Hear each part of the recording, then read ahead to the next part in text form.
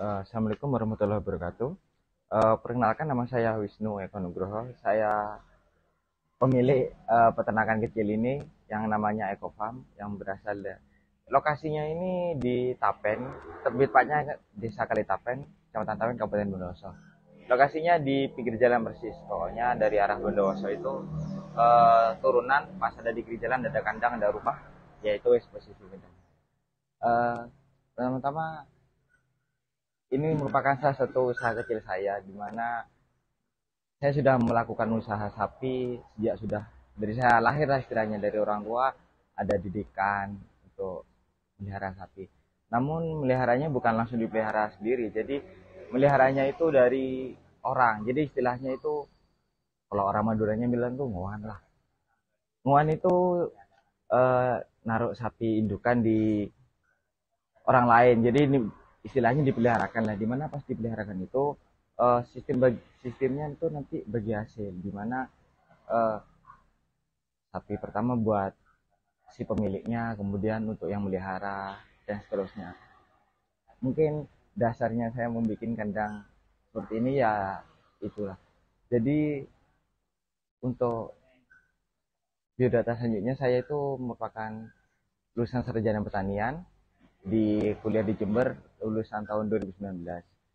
Eh, Kenapa mungkin banyak mikir kenapa saya ingin mau-maunya buat peternakan seperti ini, karena merupakan suatu usaha ya dimana usaha kalau usaha itu mikirnya kita bukan waktu ini saja jadi waktu jangka panjang jadi eh, mungkin sekarang bisa kerja tapi yang lama kelamaan pasti akan jenuh juga dan kalau usaha kita memakai effort dan tenaganya kita aja jadi semasa kita ingin effort lebih kita memberikan effort lebih banyak maka hasil yang diperoleh pun lebih banyak.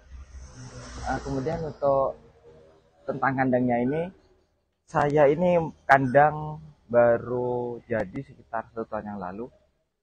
Eh, Kenapa saya memilih membuat kandang sapi? Yaitu tadi eh, dasar utamanya.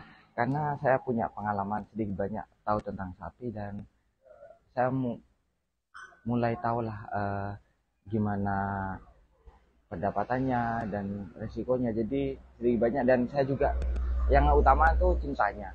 Jadi saya melakukan usaha ini saya kenanya cinta sama dan kasarannya tidak menolak lah untuk melakukan usaha ini.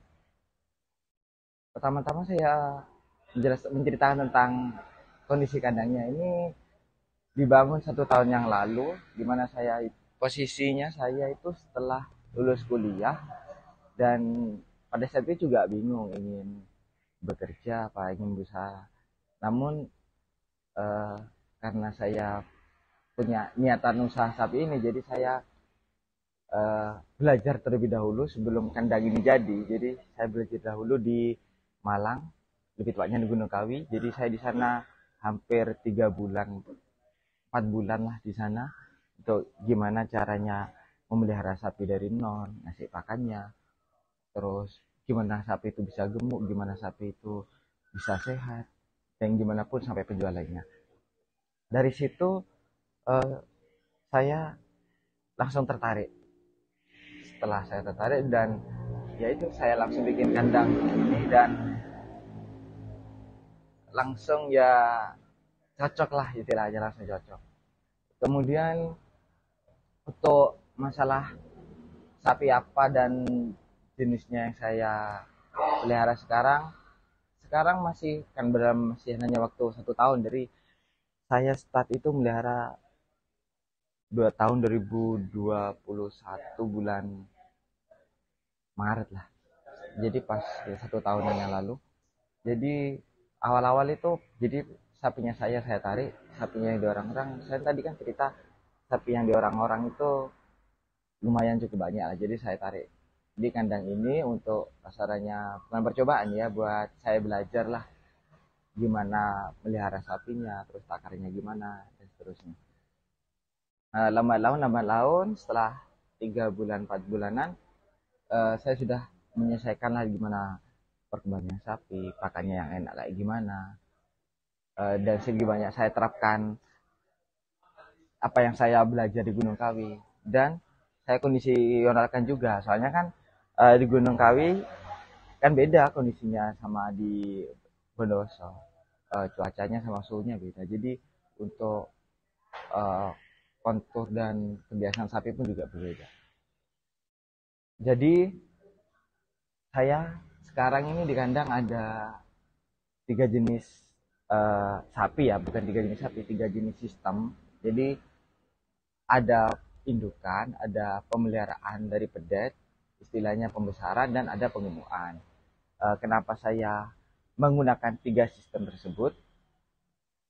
Karena saya ingin tahu di mana sapi yang sistem mana yang sangat dominan, dan nantinya bisa untuk jangka panjang saya laksanakan, saya teruskan dan saya terapkan terus. Dan untuk setahun ini saya menyimpulkan kalau untuk perkembangan dan bisnis sapi, saya lebih rekomendasikan untuk sapi penggemukan. Kenapa sapi penggemukan? Karena mutar uangnya cepat dan hasilnya eh, sangat dirasakan, ya. Maksudnya sangat dirasakan dengan effort dan tenaga yang kita berikan, dan eh, pemberian pakan yang jumlahnya cukup banyak, itu dapat menghasilkan uang yang ya cukup lah. Maksudnya ya untuk kedepannya cukup menjanjikan menurut saya.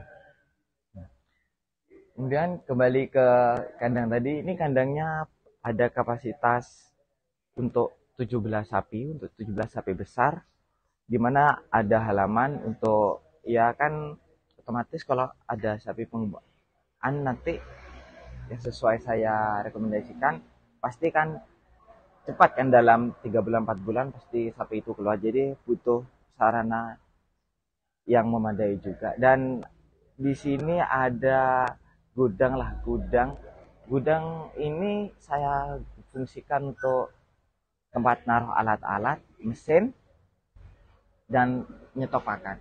Selagi saya berbicara tentang stok pakan, jadi saya ini pakannya tidak menggunakan hijauan, ya, pakai istilahnya pakai silase. Kenapa pakai silase dan kenapa saya mau menggunakan sistem tersebut?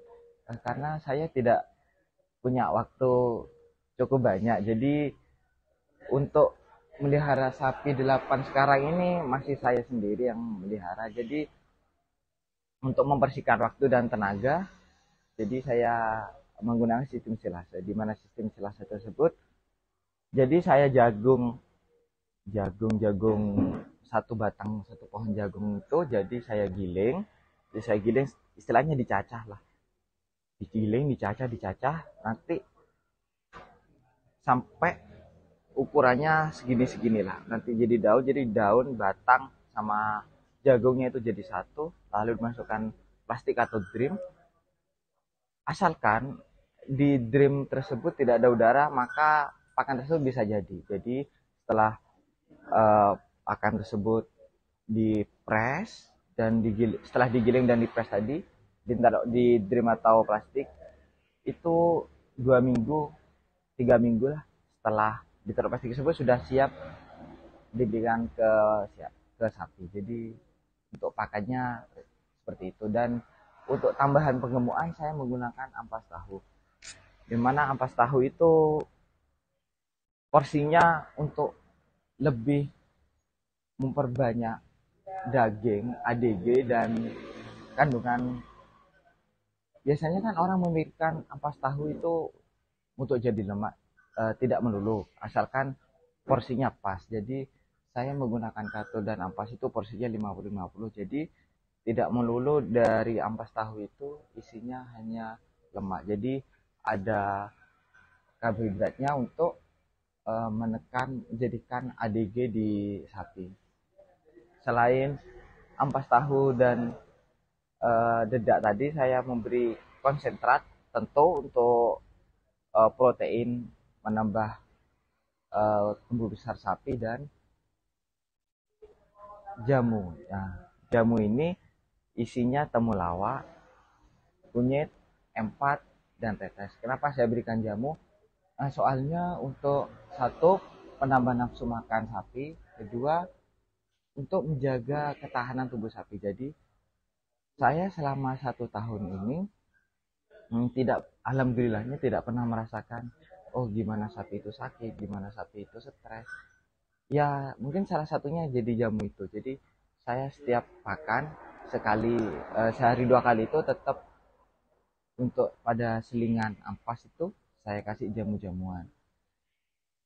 Dan itu pada untuk hijauannya tetap saya kasih, untuk hijauannya tetap saya kasih pada malam hari. Jadi setelah pagi sama sore itu pakan biasa, ya campuran antara selasa dan ampas itu malamnya untuk penyegarannya saya kasih hijauan.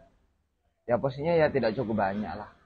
Dan kebetulan lagi saya di belakang rumah itu ada beberapa petak sawah yang saya tanami odol. Jadi istilahnya pakan ya tidak usah khawatir lah. Jadi pokoknya gimana caranya eh, kita itu berusaha, kita beternak sapi itu semudah mungkin. Jadi gimana sistem yang lebih mudahnya lah. Soalnya kan kita ini juga kadang dikejar waktu. Jadi gimana mudahnya, dan ini menurut saya, jadi saya hanya kerja ini kalau dihitung 1 hari itu cuma 2 jam untuk melihara sapi itu. Ya semuanya wis untuk sapi 8 itu saya sendiri hanya cukup waktu 2 jam sehari.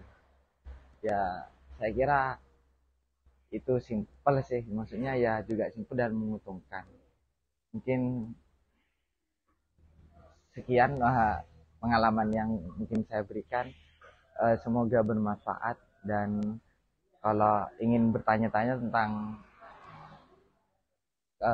peternakan saya bisa langsung ke kandang langsung, nanti bisa calling-calling, waktunya nanti bisa kita pisahkan.